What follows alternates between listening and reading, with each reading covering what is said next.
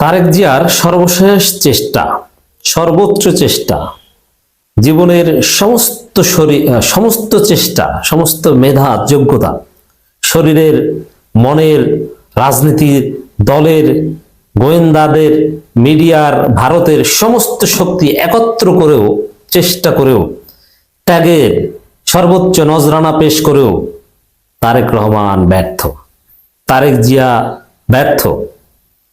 দর্শক, যোগসু থেকে মানে জগন্নাথ বিশ্ববিদ্যালয় থেকে প্রমাণিত হলো, হিসাব ক্লিয়ার, আগামী নির্বাচনে জামাত জিতবে।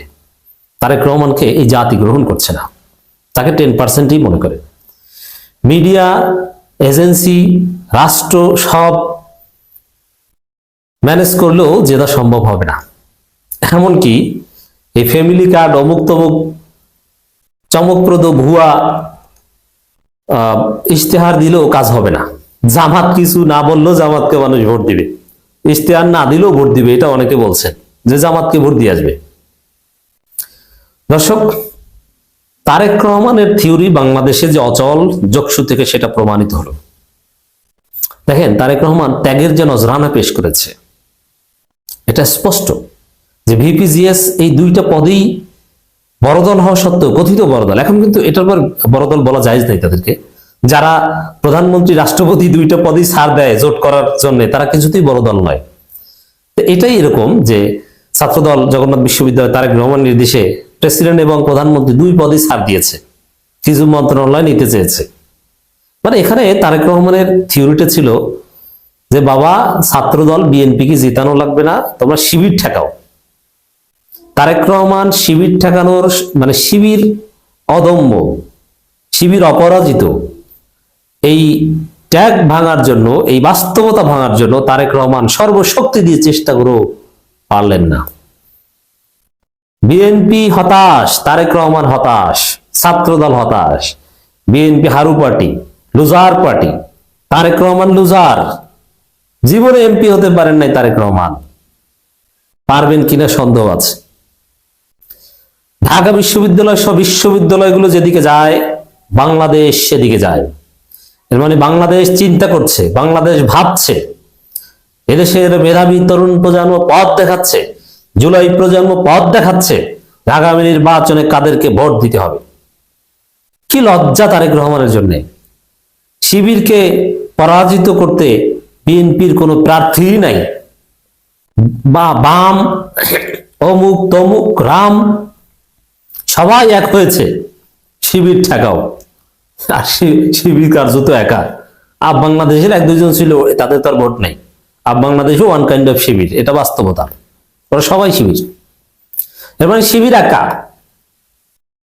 এখানে কিন্তু শিবির কিন্তু সেই মানে সর্বদলীয় বা ইনক্লুসিভ এই থিওরি বা এই স্লোগান তেমন একটা ছিল না, কার্যত শিবির এখানে একাই ছিল।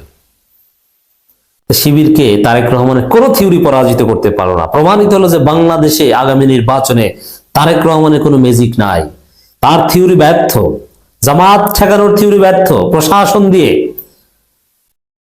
পত্রিকা দখল করে, এজেন্সি ম্যানেজ করে জনগণের ভোট পরিবর্তন করা যায় না। জনগণ ভোটাধিকার পেলেই আসল জায়গায় ভোট দিয়ে আসে। জনগণ নতুন কিছু চায়, তারা জামাতকে চায়, এটা প্রমাণিত হলো। আগামী নির্বাচনে জামাত জিতবে, এতে কোনো সন্দেহ নেই। তারেক রহমানের মান সম্মান তো রইল না। দেশে আসার পর অনেকে বলেন যে না, দেশে আসার পর কিছুটা হলেও উপকার হয়েছে। কি, অন্যান্য জায়গায় তো ছাত্রদল প্রতিদ্বন্দ্বিতাই করতে পারেনি, দুপুরের দিকে বিকালের দিকেই কোথাও নির্বাচন ছেড়ে দিয়েছে, কোথাও বলেছে যে এটা মানি না। কিন্তু এখানে তো ওটা বলে এক শেষ পর্যন্ত রাকিব কি বলেছে, কি ছাত্রদলের ছাত্র, ওতে কিছু আসে যায় না। কার্যত এই জায়গায় ওরা অধীর আগ্রহে বসেছিল যে আমরা জিতবো জিতবো, কিন্তু জয় ওদের কপালে জুটলো না। এখানে ছাত্রদল কিন্তু না, ছাত্র অধিকার পরিষদ। তো দর্শক, এটা আমরা লোকাল আলোচনা করছি না, জগন্নাথ বিশ্ববিদ্যালয়ের পার্সপেক্টিভে আলোচনা করছি না। জগন্নাথ বিশ্ববিদ্যালয়ের যোগসুর ফলাফলের মূল তাৎপর্য হচ্ছে তারেক ম্যাজিক বাংলাদেশে চলে না, ওটা লন্ডনে দিয়ে দেন। আর ভারতের আধিপত্যবাদের বিরুদ্ধে প্রধান এবং পরীক্ষিত শক্তি জামাত শিবির।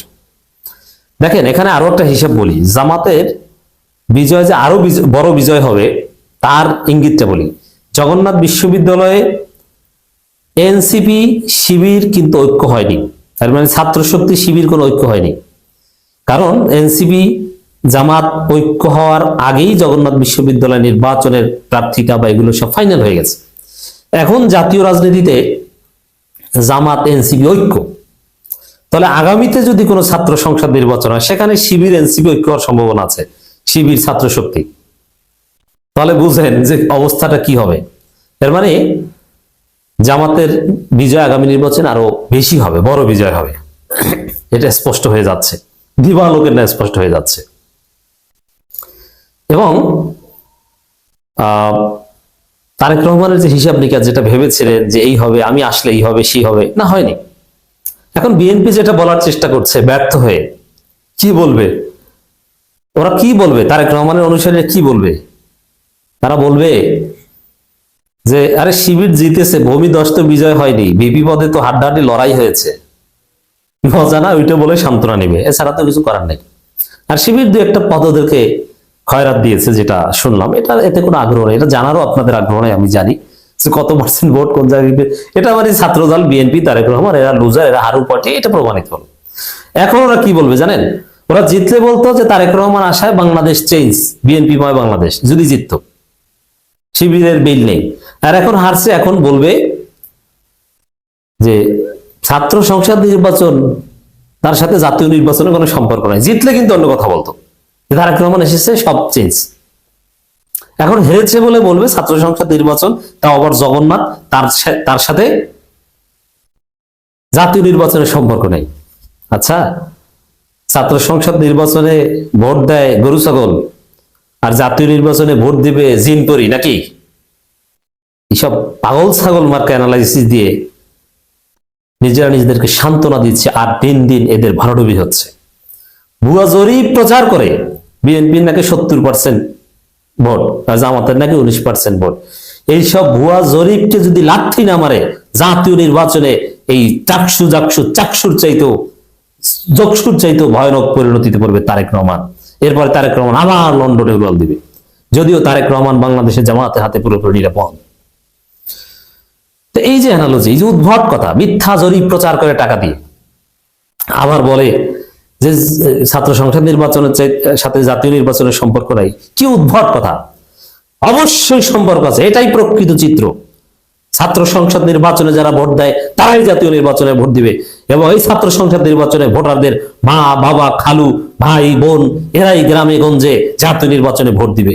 এবং সমাজে, এলাকায়, পরিবারে মেধাবী এবং সবচেয়ে শিক্ষিত স্মার্ট ছেলে যা বলে সেটাই হয়, সেটাই মানে সবাই। ঢাকা বিশ্ববিদ্যালয়ের শিক্ষার্থীরা, জগন্নাথ বিশ্ববিদ্যালয়ের শিক্ষার্থীরা, বাংলাদেশের সচেতন জুলাই প্রজন্ম, তরুণরা তাদের মা বাবা ভাই বোন খালা খালু আত্মীয় স্বজন ফুফু ফুফা সবাইকে বলবে জামাতকে ভোট দিবেন, এভাবে জামাতের ভূমিধস বিজয় হবে। এটা জগন্নাথ বিশ্ববিদ্যালয়ের মাধ্যমে হিসাব ক্লিয়ার হয়ে গেল। জগন্নাথ বিশ্ববিদ্যালয়ে ছাত্র সংসদ নির্বাচন হয়ে গেল, এবং এটা আমার একটু আবেগের জায়গা, কারণ আমি কিন্তু জগন্নাথ বিশ্ববিদ্যালয়ে পড়াশোনা করেছি, সেখান থেকে আমি অনার্স করেছি, মাস্টার্স করেছি, তখন অবশ্য জগন্নাথ বিশ্ববিদ্যালয় করেছিল।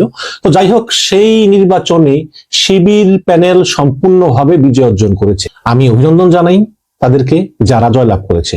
এখন বড় প্রশ্ন হচ্ছে যে কেন তারেক রহমান দেশে আসার পরে, যেখানে বিএনপি জনপ্রিয়তা বেড়েছে বলে ধরে নেওয়া হচ্ছে, সেই তারেক রহমান আসার পরে একমাত্র ছাত্র সংসদ নির্বাচনে কেন ছাত্র দলের ভরাডুবি হলো? তাহলে কি 17 বছর পরে দেশে এসে তারেক রহমান যে বললেন আই হ্যাভ এ প্ল্যান, সেই প্ল্যান কি ফেল মারবে?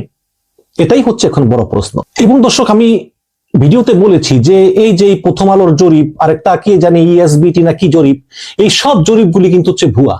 এই সব জরিপগুলি হচ্ছে ফরমাইশি জরিপ, এবং এর উদ্দেশ্যই হচ্ছে বিএনপি কে কৃত্রিম ভাবে নির্বাচনের মাঠে সুবিধা করে দেওয়া।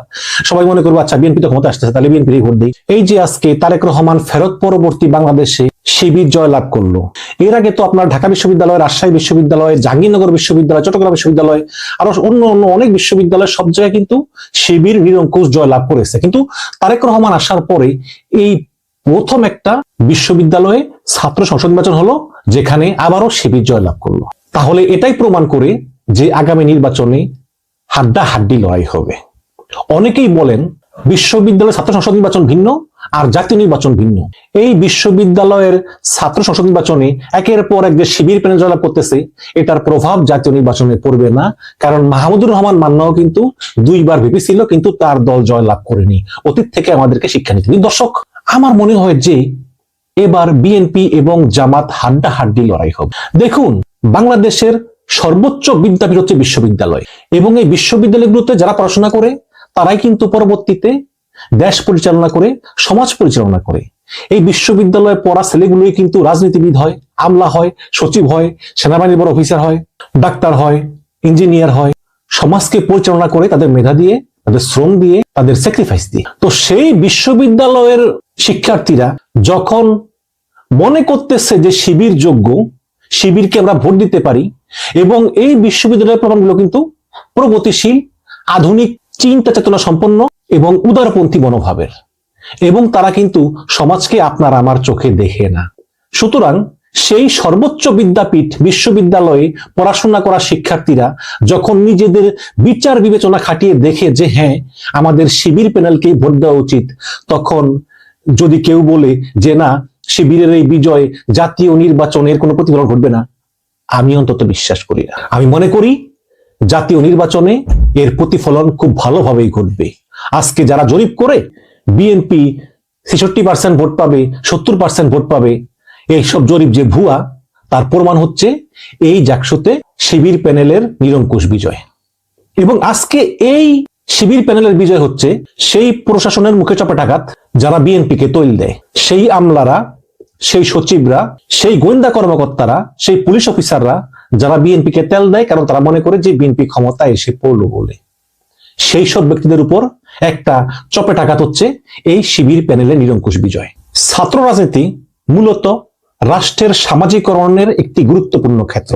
একজন তরুণ কিভাবে রাষ্ট্র, সমাজ, ধর্ম, নারী অধিকার এগুলোকে কোন দৃষ্টিকোণ থেকে দেখবে, তার বীজ কিন্তু বোনা হয় সেই বিশ্ববিদ্যালয় ক্যাম্পাসেই। এবং ছাত্র শিবির খুব সফলভাবেই প্রত্যেকটা বিশ্ববিদ্যালয় ক্যাম্পাসে একটা ধর্মীয় ভাবাবেগ দিয়ে শিক্ষার্থীদের মধ্যে একটা ইসলামিক নৈতিক এবং সাংস্কৃতিক পুনর্জাগরণ শুরু করতে পেরেছে। এটাই হচ্ছে শিবিরের ক্রেডিট। এই বাস্তবতায় বিএনপি পড়েছে দ্বিমুখী চাপে। দেখুন, আওয়ামী লীগ বলে আমরা উদারপন্থী প্রগতিশীল, সুতরাং তাদেরকে ওই ধরনের লোকই ভোট দেয়। জামাত বলতেছে আমরা ডানপন্থী ইসলামিক, তাদেরকে ওই ধরনের লোকই সমর্থন করে। কিন্তু বিএনপি পড়েছে উভয় সংকটে। বিএনপি মধ্যপন্থী দল, তারা না ডান না বাম, তারা এখন কোন দিকে যাবে? বিএনপির সামনে একদিকে হচ্ছে গণতান্ত্রিক ভাবে সংবিধান অনুযায়ী রাষ্ট্র পরিচালনার দায়, আরেক দিকে হচ্ছে সমাজের ভিতর থেকে ক্রমাগত ধর্মীয় চাপ। একদিকে উদারপন্থী প্রগতিশীলদের বিএনপির প্রতি অনেক প্রত্যাশা, অন্যদিকে ধর্মীয় জনগোষ্ঠী মনে করে যে তারা বিএনপিকে ওন করে। সুতরাং এই উভয় সংকটে পড়ে বিএনপি তার যে নিজস্ব যে চরিত্র সেটাই আসলে হারিয়ে ফেলতেছে। বিএনপি আসলে কোন ধরনের দল, এটাই মানুষ আজকাল বুঝে উঠতে পারতেছে না। যে বিএনপিকে মানুষ জিয়াউর রহমানের বিএনপি বলে জানে, যে বিএনপিকে মানুষ বেগম জিয়ার বিএনপি বলে জানে, সেই বিএনপিকে মানুষ এখন কোথাও খুঁজে পাচ্ছে না। 5ই আগস্ট গণ আন্দোলনে শেখ হাসিনা পালিয়ে যাওয়ার পর মানুষের ভিতর একটা পরিবর্তন এসেছে। মানুষ এখন জুলাইকে ধারণ করে, এবং মানুষ চায় জুলাই সনদ অনুযায়ী বাংলাদেশ পরিচালিত হোক। এবং বিএনপি এই জুলাইকে হৃদয় ধারণ করে কিনা এটা নিয়ে কিন্তু মানুষের মনে যথেষ্ট সন্দেহ আছে। বিএনপির কিছু কিছু লোকজন অলরেডি বলতেছে গণভোটে যদি হ্যাঁ যুক্ত হয়, মানে জুলাই সনদ যুক্ত হয়, তাহলে নাকি বাংলাদেশ থেকে স্বাধীনতা দিবস, বিজয় দিবস এগুলো শেষ হয়ে যাবে। এভাবে বিএনপির লোকজন জুলাই সনদের বিরুদ্ধে ক্যাম্পেইন করতেছে। একটা গরিব মানুষ যখন দেখে যে বিএনপির একটা লোক এসে তার কাছ থেকে চাঁদা চায়, সে ভয় চাঁদা দেয়। এমনকি যখন ওই নেতা তাকে বলে যে তুমি বিএনপির মিছিলে আসো, সে তো ব্যবসা রক্ষার জন্য দোকান বন্ধ করে 1 ঘন্টার জন্য হলেও সে বিএনপির মিছিলে যায়। কিন্তু যখন নির্বাচন হবে এবং গোপন বুথে, গোপন ব্যালট বাক্সে সে ভোট দিবে, তখন সে কাকে ভোট দিবে আল্লাহ ছাড়া আর কেউ জানে না। সে কি তখন বিএনপিকে ভোট দিবে? দিবে না তো। আজকে দেখলাম একজন স্বেচ্ছাসেবক দলের একজন নেতা মারা গেল, গুলি করে মেরে ফেলেছে। কেন মারা গেল? নিশ্চয়ই আধিপত্য বিস্তার, যে এলাকা আমার, এলাকা আমার, এমন করে যে এলাকায় তোরে মেরে ফেলে পুরো এলাকাটাই আমার, এরকম করেই প্রচুর খুন খারাপি চলতেছে। আবার দেখলাম বিএনপির একজন নেতা, সে বুলেট প্রুফ জ্যাকেট পরে আছে। বাংলাদেশের মানুষ জুলাইয়ের পরে যেই পরিবর্তন চেয়েছিল, যে পরিবর্তন কামনা করে, তারা এখনো মনে করে না যে বিএনপির দ্বারা সেই পরিবর্তন সম্ভব। আমি তো বাংলাদেশে গিয়েছিলাম, তো আমি কিন্তু বাংলাদেশে গিয়ে কোনো উপদেষ্টা, কোনো নেতা, কারোর সঙ্গে আমি মিশি নাই, আমি ভিডিও করি নাই, ছবিও তুলি নেই। আমি শুধু সাধারণ মানুষের কথা বলেছি। হাটে ঘাটে ময়দানে চার দোকানে রিক্সাওয়ালা, তাঁতি, মজুর, শ্রমিক, তাতে আমি বুঝেছি যে বিএনপি এবং জামাতের ভিতরে হাড্ডাহাড্ডি লড়াই হবে। আমি যখন জিজ্ঞেস করলাম একজন রিক্সাওয়ালাকে যে আপনি কাকে ভোট দিবেন, উনি বললো যে আমি ইসলামিক দলকে ভোট দিব। তো ইসলামিক দল কোনটা? বললাম জামাতকে ভোট দিব, কারণ তারা আসলে তারা সঠিকভাবে এবং সৎভাবে আল্লাহর আইন মেনে দেশ পরিচালনা করবে। এখন আপনি হয়তো বলতে পারেন যে ওই রিক্সাওয়ালা লেখাপড়া বেশি করে নাই, এই কারণে রিক্সাওয়ালা জামাতকে ভোট দিবে। আপনি রিক্সাওয়ালাকে ইগনোর করতে পারেন, কিন্তু তার যে একটা ভোটের অধিকার আছে এবং সেই ভোটটা যে জামাতকে দিবে, আপনি কি তার এই নাগরিক অধিকারকে অস্বীকার করতে পারবেন? পারবেন না তো। সুতরাং বিশ্ববিদ্যালয়ের শিক্ষার্থী থেকে শুরু করে রিক্সাওয়ালা পর্যন্ত সব জায়গায় কিন্তু জামাতের একটা ভোট আছে, যেটা চোখে দেখা যায় না, যেটা ওই ভোটের দিন গোপন ব্যালট বাক্সে কি ঘটে না ঘটে তখনই প্রমাণ হবে। এবং বাংলাদেশে কিন্তু কোনো জরিপেই ভালো ফল পাওয়া যায় না, কারণ মানুষ সত্য কথা বলে না। এখন যদি একজন বলে জামাতকে ভোট দিব, তাহলে আবার কোন বিপদ হয়?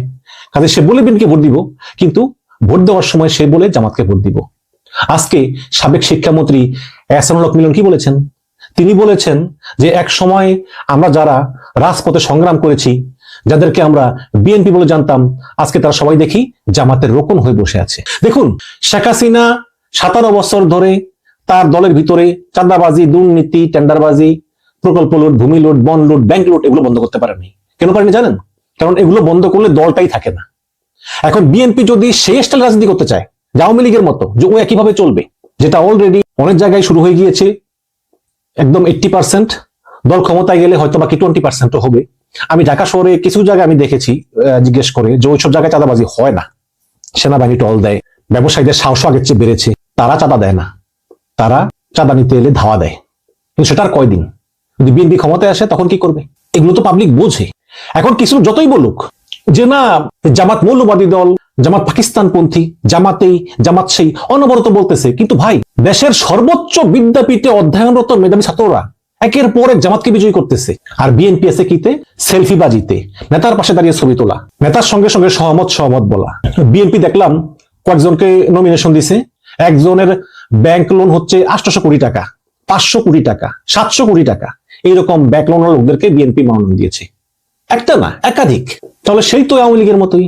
পরিবর্তনটা কি হলো? এবং খাদিজাতুল কুবরা মেয়েটার জন্য খারাপ লাগে। এই খাদিজাতুল কুবরা আওয়ামী লীগের আমলে প্রায় 1.5 বছর জেল খেটেছে এবং জেলের ভিতর অসুস্থ হয়ে সে মৃত্যু পথযাত্রী ছিল। মেজর দেলোয়ারের সঙ্গে টকশো করার কারণে তাকে ফ্যাসিস্ট আওয়ামী লীগ সরকার গ্রেপ্তার করে তাকে 1.5 বছর কারাগারে রাখে। তো এই খাদিজাতুল কুবরা, তাকে বিএনপি জিএস পদে মনোনয়ন দিয়েছে জগন্নাথ বিশ্ববিদ্যালয়ে। এবং এই খাদিজাতুল কুবরা বোরখা তো পরেনি, পুরো মুখ ঢেকে রাখেন, তার চোখ ছাড়া কিছু দেখা যায় না। এই মেয়েটাও জিততে পারেনি, পরাজিত হয়েছে। মেয়েটা কিন্তু ইসলামপন্থী হওয়ার পরেও তাকে ইসলামপন্থীরা ভোট দেয়নি, ভোট দিয়েছে ওই শিবির সমর্থিত প্রার্থীকে। তার কারণ কি? তার কারণ হচ্ছে এই মেয়েটা ছাত্র দল থেকে জিএস পদে দাঁড়িয়েছে। দোষটা কিন্তু মেয়েটার না, দোষটা হচ্ছে ছাত্র দলের। বিশ্ববিদ্যালয়ের শিক্ষার্থীরা ছাত্র দলকে ছাত্রলীগের মতোই একটি সংগঠন বলে মনে করে। যদিও আমি বিশ্বাস করি ছাত্রদল ছাত্রলীগের মতো না, বাট শিক্ষার্থীরা কিন্তু বিশ্বাস করতেছে না। বাংলাদেশে গিয়ে অনেকে জিজ্ঞেস করেছি যারা বিশ্ববিদ্যালয়ে পড়ে, তোমরা কেন শিবিরকে ভোট দাও? বলে তারা ভদ্র, তারা সৎ চরিত্রের, তারা শিক্ষার্থীদের উন্নয়নে কাজ করবে এবং তারা যা বলে তাই করবে, এরকম একটা ক্লিন ইমেজ শিবিরের নেতৃবৃন্দ তারা তৈরি করতে পেরেছে। এইভাবে তারা বিশ্ববিদ্যালয়ের শিক্ষার্থীদের মনস্তাত্ত্বিক পরিবর্তনে কাজ করেছে এবং তারা সফল হয়েছে। আজকে দেখলাম ছাত্রদলের সভাপতি তিনি বলতেছেন যে রাজশাহী বিশ্ববিদ্যালয় থেকে নাকি ওই যে কি মেশিন টেশিন এনে, টেকনোলজি এনে, শিবিরের লোকজন এনে নাকি জগন্নাথ বিশ্ববিদ্যালয়ে ভুয়া নির্বাচন করে নাকি এই শিবির প্যানেলকে জয়ী করেছে। এই ধরনের খোরা এক্সকিউজ দেওয়ার কোনো মানে হয়? আপনারা বিএনপি লোকজন মনে করতেছেন যে আরে এইসব বিশ্ববিদ্যালয় ছাত্র সংসদ দিয়ে কি হবে, আমরা তো জাতীয় নির্বাচনে জয়লাভ করে যাব। যদি তর্কের খাতিরে ধরেও নেই যে আপনারা জাতীয় নির্বাচন জয়লাভ করবেন, করার পরেও কি আপনারা শান্তি পাবেন? যেখানে সমস্ত বিশ্ববিদ্যালয়গুলোতে শিবিরের প্যানেল, সেখানে আপনারা কি নির্বিঘ্নে দেশ পরিচালনা করতে পারবেন? আপনারা তো পদে পদে বাধার সম্মুখীন হবেন। পাওয়ার সেন্টারগুলো তো ডিভাইডেড থাকবে, তখন কি করবে? আর 10 দিন পরেই কিন্তু শাহজালাল বিজ্ঞান ও প্রযুক্তি বিশ্ববিদ্যালয়ের ছাত্র সংসদ নির্বাচন। সেই নির্বাচনে ছাত্র দলের কি হবে? কেউ ভেবেছেন কি? কেউ ভাবেনি। সবাই মনে করেছে তারেক রহমান বীরের বেশে চলে এসেছে বাংলাদেশে। আর কি, এত সোজা না বিষয়টা। আগের সেই দিন নাই। আগের সেই দিন হাসিনার সঙ্গে 5ই আগস্ট ভারতে পালিয়ে গেছে। এখন হচ্ছে পরিবর্তনের বাংলাদেশ।